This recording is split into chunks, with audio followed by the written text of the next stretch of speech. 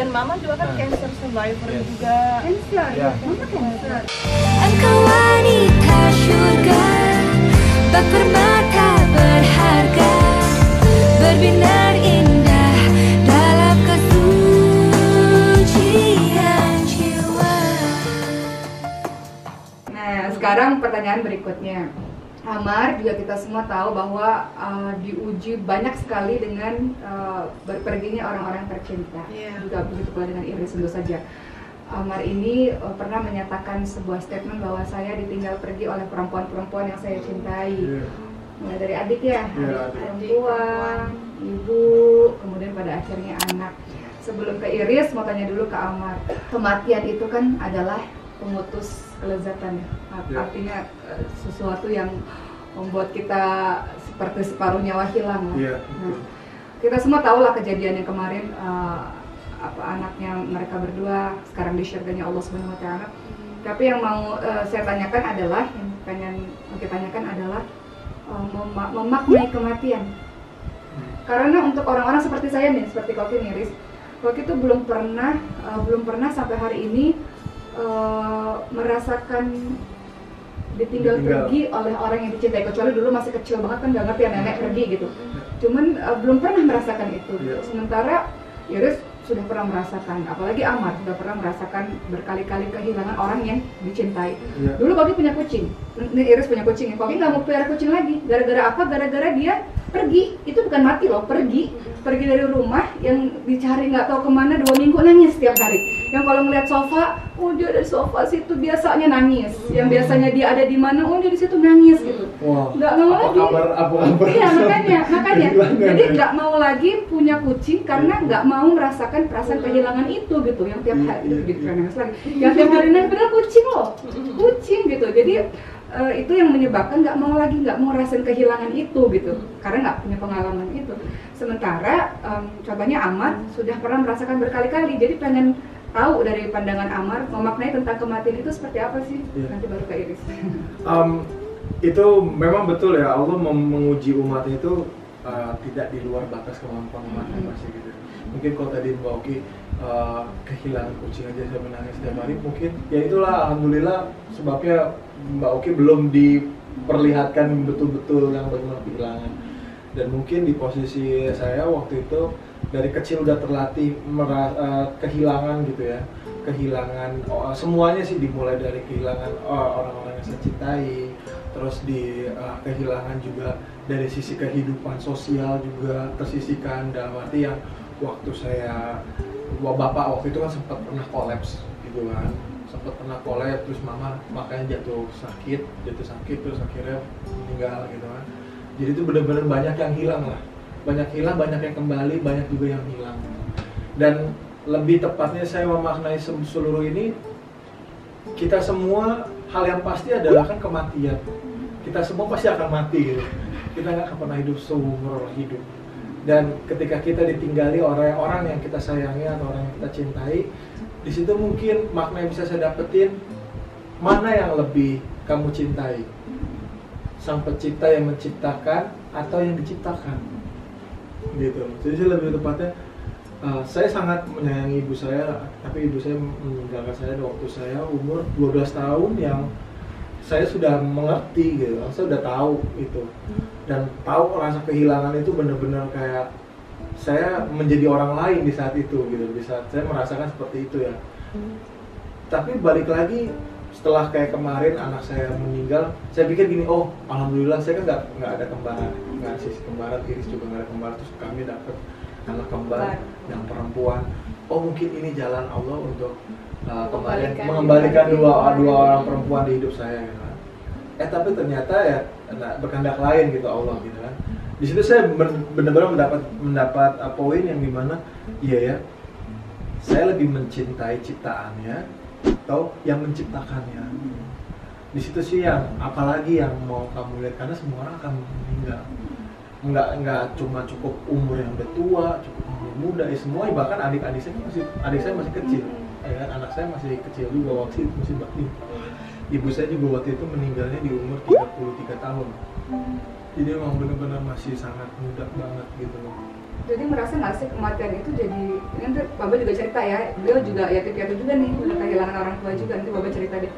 Rasa nggak sih jadinya kematian itu jadi deket banget gitu? Iya. Kalau orang yang nggak pernah merasakan kematian anggota keluarganya kan kayak, oh kematian masih jauh, masih aman, nggak kepikiran, masih main-main, hura-hura dan sebagainya. Tapi begitu diuji dengan kematian jadi ngerasa deket banget ya kematian gitu. Betul, betul. Itu yang selalu hampir setiap hari yang selalu saya lihat, saya ngelihat Iris gitu ya. Kalau setiap saya tidur, Iris tidur itu kan sebagian meninggal gitu ya, pintu gerbang. Jadi saya selalu melihat, membayangkan apakah saya akan melihat Iris duluan yang terbaring nggak akan bisa melek lagi, atau Iris akan melihat saya terbaring nggak bisa melek lagi. Dan itu pasti akan terjadi gitu. Ya saya merasa dekat sekali memang, karena saya udah ngerasa banyak kehilangan. Ya saya memang merasa hidup ini ya nggak akan lama gitu, nggak akan lama lagi. Jadi itu sih mungkin ya gitu ya, Mas ya, yang kita ngerasa sering kehilangan gitu. Itu yang membuat akhirnya Amar dan Iris ini nggak mempersiapkan bekal kematian, nggak salah satu jadi motivasi untuk pengen jadi lebih baik karena ya kematian jadi dekat banget gitu. Pasti. Nah, kita kan waktu itu juga lagi sama-sama belajar gitu ya. Iya. Langsung diujinya, gitu. Jadi kayak benar-benar, gue juga belajar banyak untungnya.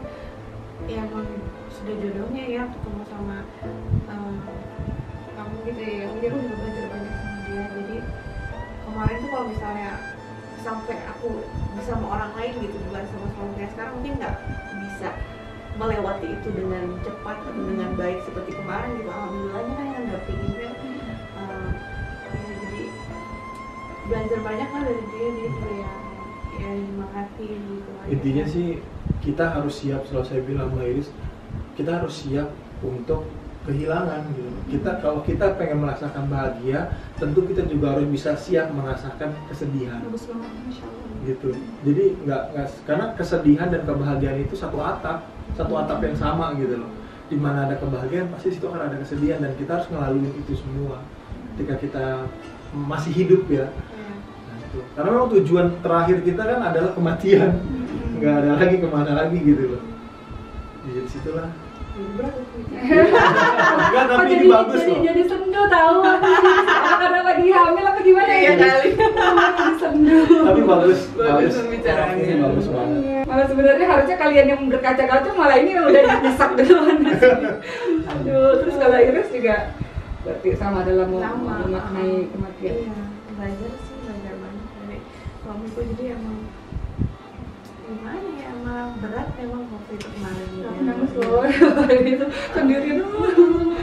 Tapi ya itu memang itu jadinya sadar bahwa kita masih banyak harus belajar, meyakini betul bahwa ya semuanya hanya sementara gitu ya.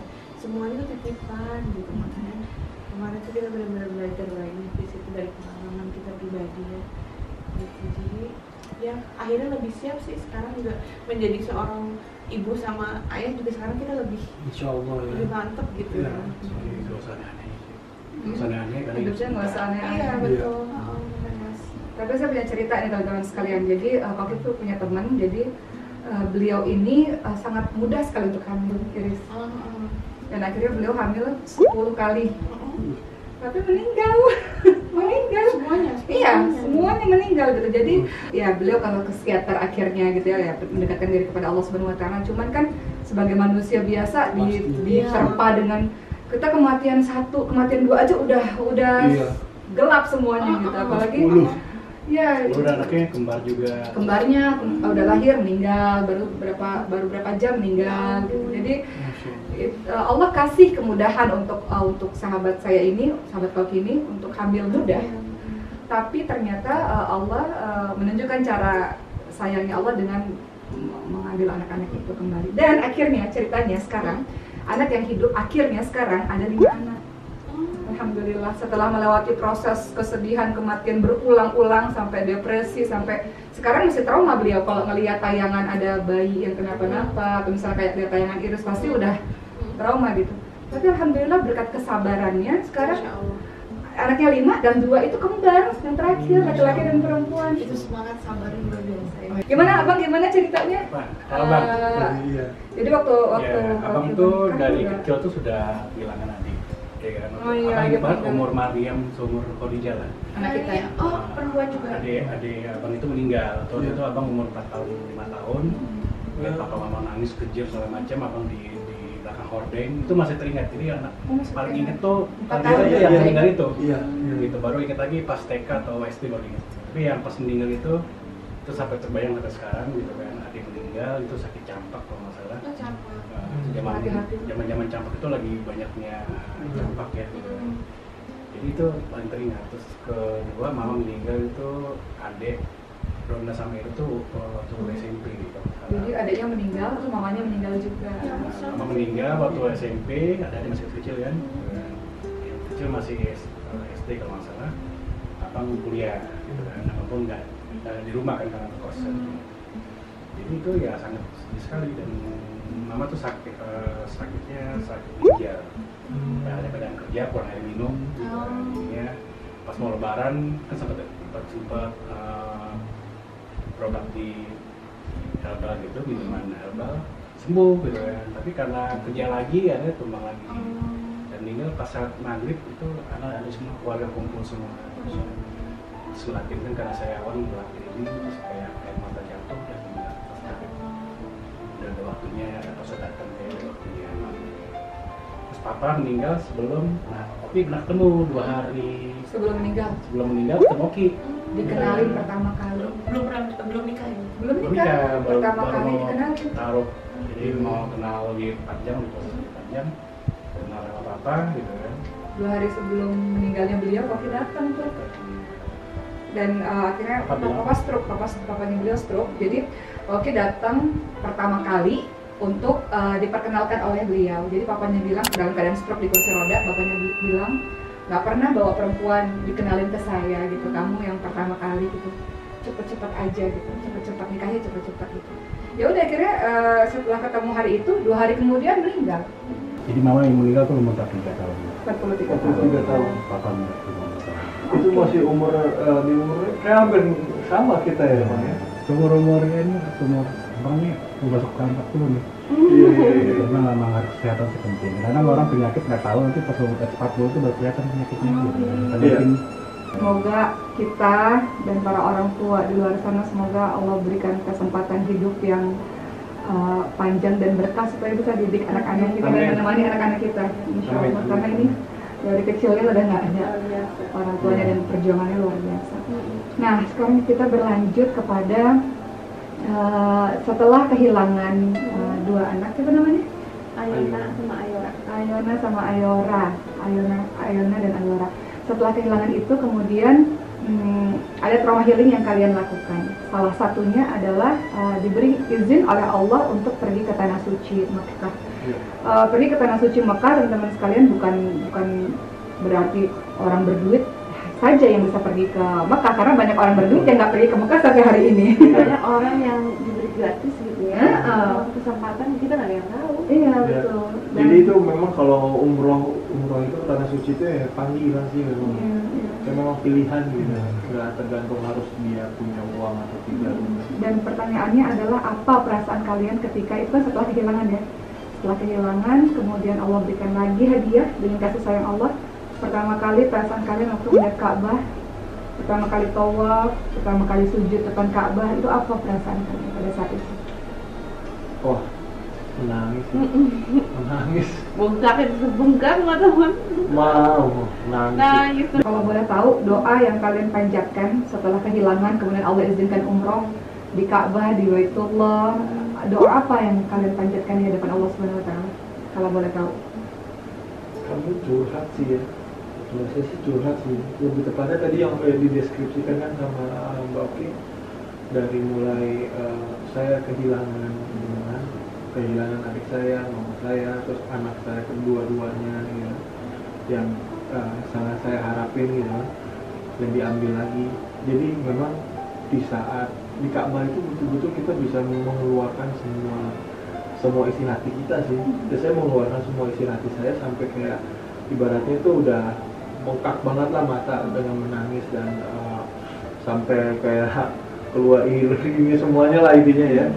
Benar-benar bersujud dan meminta ampun lebih tepatnya sih Iya, atas semua yang sudah saya lakukan, hal-hal yang mungkin saya lupa beribadah, dan ya banyak lah ya kesalahan-kesalahan saya. Di situ sih introspeksi banget. Bukan untuk meminta anak lagi sih, lebih malah enggak, ya Allah, lebih kayak anak meminta enggak. maaf Enggak. karena Iya. saya merasa yang salah gitu. Iya. Pasti Kalau saya sih ngerasa sih, kalau saya paling utama sih ngerasa benar-benar saya tuh bersalah banget gitu. Kok bisa saya ya banyak perempuan yang ada di hidup saya tuh meninggal semua gitu. Jadi saya benar-benar ngerasa saya sih yang paling bersalah banget gitu. Mungkin kelakuan saya dulu gitu kan, banyak hal-hal yang merugikan orang lain atau apa, kesalahan-kesalahan saya. Ya disitulah. Terus juga begitu, malah justru meminta ampun, bertobat, bukan ya Allah pengen anak lagi, kasih anak lagi, ya Allah, malah lebih fokusnya ke bertobat. maksudnya kalaupun nanti Allah berikan di saat yang tepat, di saat yang sudah memang sudah siap gitu, tapi lebih meminta ampun sih, mohon maaf gitu. Nah teman-teman sekalian, jadi ada pelajaran lagi nih yang sering kita lupa dari cerita yang diceritakan oleh Amar dan Iris tadi, bahwa ternyata ketika kita bertobat kepada Allah, beristighfar kepada Allah Subhanahu wa taala, ternyata Allah kasih apapun kepada kita. Contoh ini pernah terjadi di zaman dulu, ada seorang ulama terkenal banget, kalau tidak salah namanya Imam Ahmad bin Hanbal. Koreksi kalau saya salah ya sahabat-sahabat sekalian. Jadi beliau ini entah kenapa pengen banget pergi ke satu negeri. Nggak tahu kenapa, pengen aja gitu, kayak pengen banget ke negeri itu yang nggak pernah beliau datangi sebelumnya. Akhirnya beliau datang ke negeri tersebut, kemudian beliau tinggal di masjid. Dulu kan nggak ada foto, nggak ada apa, jadi ulama terkenal, orang nggak tahu mukanya seperti apa. Jadi ketika beliau tinggal di masjid, kata orang di masjidnya, keluar nggak boleh tidur di sini cuma untuk sholat. Akhirnya beliau diusir tuh, udah malam hari diusir. Si ulama terkenal ini, Imam Ahmad bin Hanbal ini bingung tidur di mana.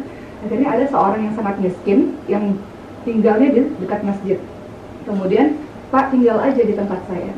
Setelah tinggal di tempat saya, bermalam saja di tempat saya karena sudah terlalu malam. Jadi Bapak silahkan ke tempat saya. Jadi si ulama besar ini, Imam Ahmad bin Hanbal ini, akhirnya tinggallah di rumah si orang miskin ini. Dan Imam Ahmad bin Hanbal memperhatikan, ternyata orang yang miskin ini penjual roti. Tiap detik kerjaannya, waktu buat roti itu masih adonan lah, kasih telur, kasih tepung dan sebagainya, selalu bertobat kepada Allah, minta ampun kepada Allah. Astagfirullahaladzim, astagfirullahaladzim, astagfirullahaladzim, ya Allah ampuni saya, ya Allah, setiap detiknya. Sampai ulama ini berkata, kamu melakukan ini sejak kapan? Sejak dulu, dan setiap saat saya bertobat kepada Allah Subhanahu wa taala, minta ampun kepada Allah. Lalu apa hikmahnya ketika kamu senantiasa bertobat kepada Allah? Maka kemudian si orang miskin ini mengatakan, saya merasa semua yang saya inginkan, bahkan belum saya ucapkan di hadapan Allah, Allah kabulkan dan Allah berikan. Tapi hanya satu hal yang belum Allah kabulkan doa saya. Apa itu? Saya ingin sekali bertemu dengan seorang ulama besar yang namanya Imam Ahmad bin Hanbal. Akhirnya Imam Ahmad bin Hanbal bertakbir, memeluk orang itu dan menangis. Ternyata inilah alasan kenapa Allah yang mengirimkan saya datang ke rumahmu, karena istighfarmu. Gitu. Jadi ini ceritanya ya itu ya, bahwa bahkan mereka lebih fokus kepada bertaubat, minta ampun, dan ternyata Allah kasih. Dan sekarang pertanyaan berikutnya adalah mengenai, boleh nggak diceritain kasih sayang Allah kepada kalian? Apa-apa saja sih bentuk kasih sayang Allah yang udah kalian rasain dalam kehidupan kalian sampai hari ini, yang buat kalian pada akhirnya, ya Allah terima kasih atas semua kebaikan-Mu ya Allah. Bahkan kami tuh setiap malam sebelum tidur itu pasti selalu nggak lupa ya mengucap syukur, ya Allah, kita adalah pasangan yang paling bahagia ya, bahagia banget ya, alhamdulillah hidup kita setiap hari itu selalu diberkahi lah, diberkahi dalam segala bentuk apapun gitu. Kayak saya setelah menikah sama Iris tuh hasrat saya untuk menjadi yang terbaik atau menjadi ini, saya nggak ada lagi gitu. Hasrat saya bagaimana saya merasa istri senang, bahagia, saya juga ikut jadi bahagia gitu. Dan ya, itu yang kami lakukan gitu. Bahkan kalau dihitung-hitung gitu ya, kebaikan Allah itu ya Allah semuanya lah, semua hal dimulai dari saya lahir, dimulai saya masih diberi sehat, jantung masih berdetak, masih bisa ya, masih alhamdulillah dikasih lagi. Cepat ya, cuma 3 bulan kan jaraknya. 3 bulan. Di saat betul tadi yang kata Mbak Oki ya, dia nggak minta, kami nggak minta pun ya Allah cukupkan semuanya. Dan memang betul ketika kita bersyukur maka akan bertambah kan. Jadi ketika ya kita selalu bersyukur setiap saat itu ya alhamdulillah betul-betul terasa banget gitu semua kasih sayang Allah gitu. Padahal pernikahan ini belum ada 2 tahun ya, tapi ujiannya udah kayak roller coaster tuh. Iya. Bahagia, sedih, bahagia. Ya kita sih nggak tahu ya. Semua orang kan pada bilang pasti itu tahun pertama pernikahan pasti itu cobaannya luar biasa banget. Ya, oke sih kita udah merasakan, Iya. tapi ya namanya cobaannya pasti selalu ada yang oke gitu. Jadi ya Yang paling penting ya bagaimana caranya kita tetap untuk bersyukur aja. Iya. Bersyukur aja ya. Itu sih yang membuat kita bisa lewati semuanya ya sampai saat ini. Yang penting bersyukur. Karena nikmat Allah terlalu banyak. Terlalu banyak, terlalu banyak kalau diomongin itu bisa sampai berjam-jam mungkin kenikmatan yang Allah berikan gitu. Saya jadi ingat nih, ini kisahnya Nabi Ayub. Nabi Ayub kan udah sakit kulit, seluruh kaum meninggalkan, anaknya semuanya meninggal dunia, hartanya semuanya habis. Sampai istrinya bilang begini, doa dong sama Allah supaya, bahasa kita ya, doa dong sama Allah supaya dibalikin lagi semuanya. Kata Nabi Ayub, saya malu karena kebahagiaan kita yang kemarin puluhan tahun, kesedihannya baru sebentar gitu. Iya, betul. Jadi bahkan dalam kondisi ujian seperti itu pun masih bisa bersyukur kayak mereka nih, masih bisa. Nah, mereka ini bisa melewati itu semua karena saling berpegangan tangan, Iya, betul. saling menguatkan, Iya. ya kan? Yang satu, yang nggak selamanya Amar kuat, pasti Amar ada juga lemahnya. Jadi Iris yang nguatin, begitu juga dengan Iris pasti lemah, kemudian Amar nguatin. Boleh nggak sekarang saling berpandang-pandangan, terus minta tolong, pengen didengar aja gitu, kita semua pengen dengar. Amar tolong ucapin terima kasih kepada Iris, terima kasih atas apa, dengan 5 hal. Iris juga begitu. Sayang, paling pertama terima kasih karena kamu sudah mau menjadi istri terbaik, istri pertama dan insya Allah istri terakhir. Dan terima kasih kamu sudah mau bersusah-susah payah, bahkan sampai sekarang muka kamu sudah tidak ada bentuknya lagi. demi ini maksudnya anak ini gitu. Kamu betul-betul rela berkorban gitu. Ini kan aku belum pernah ngucapin kan. Iya. Berarti muka aku nggak berbentuk. Maksudnya kamu rela untuk kamu kan selalu aku sekarang udah gemukan, aku sekarang udah ini begini gitu kan. Ini kan kamu rela demi anak gitu. Dan aku terima kasih akan hal itu. Aku juga terima kasih kamu udah menjadi istri yang soleha dengan menutup aurat kamu tanpa harus disuruh. Betul-betul kamu yang inisiatif untuk merubah diri kamu sendiri. Terus bagus loh, ini bagus loh, ini keluar coba ini. Terus sih, kata-kata. Aku jadi grogi. Ya pokoknya terima kasih lah kamu sudah menjadi belahan jiwaku. Masya Allah. Ya, saat itu saya. Itu emang jago romantis, apa yang nggak jago? Ini kan bukan soal romantis, Bukan tapi ini romantis. isi hati. Terima kasih kepada Amar Aku untuk terima kasih banget karena kamu sudah menjadi suami yang sangat sabar. Karena aku tahu banget di pelambatan ini sangat menyebalkan dengan hormonku dan segala macam. Dan terima kasih kamu selalu nyemangatin aku jika ada aku lagi nggak pede dan juga ya lagi datang musimnya, lagi sedih, pasti kamu selalu nyemangatin. Terus terima kasih kamu selalu ada di samping aku dalam apapun yang aku lakukan, walaupun aku salah, tapi kamu selalu support aku. Pokoknya bisa aja dong. Terus aku terima kasih karena kamu apa ya, baik sih, karena kamu selalu mudah untuk memuji. itu berarti ya. Mantap. Masya Allah. Nah, begitulah teman-teman sekalian ya. Jadi kita belajar banyak tentang kehidupan dari Iris dan Amar, bahwa pengalaman-pengalaman hidup mereka mudah-mudahan jadi pembelajaran untuk kita. Tadi yang paling penting bagaimana didikan dari orang tua, dan mudah-mudahan itu jadi motivasi kita untuk jadi orang tua yang baik ya. Amin, Insya Allah, dan nantiasa jaga kesehatan supaya bisa mendampingi anak-anak terus. Amin. Kemudian kita belajar dari mereka tentang memaknai kematian, bahwa ya inna lillahi wa inna ilaihi raji'un, bahwa semuanya memang yang punya Allah. Jadi kayak suami ya bukan punya saya, punya Allah. Anak-anak juga kayaknya ngomongnya gampang nih. Bukan pelaksanaannya nanti mudah-mudahan Allah kasih kekuatan. Amin. Dan kemudian kita belajar tentang arti hidup. Tadi Amar bilang ya bukan mau hebat atau mau apa gitu. Jadi udah karena udah diuji oleh Allah berkali-kali, jadi sudah lebih paham tentang tujuan hidup. Mudah-mudahan terus jadi orang yang lurus, yang baik, Amin. dan saling menguatkan, insya Amin. Allah, Amin. dan sehat kelahirannya. Oke juga. Amin, Iya. insya Allah. Makasih ya untuk pelajaran hari ini ya. Sama-sama. Aku kan agak sendu sih sebenarnya. Terima kasih, dan terima kasih udah menginspirasi karena kisah cinta kalian. Biasanya kalau cinta itu teruji ya saat susah ya. Kalau lagi bahagia kan ya bahagia gitu. Tapi kalau susah masih bergandengan tangan terus, itu kekuatan cintanya ternyata di situ. Amin. Terima kasih ya. Romantis terus, sakinah mawaddah warahmah. Amin, Semoga amin, sehat amin. terus dan jadi inspirasi kebaikan untuk kita semua. Amin. Terima kasih semuanya. Assalamualaikum.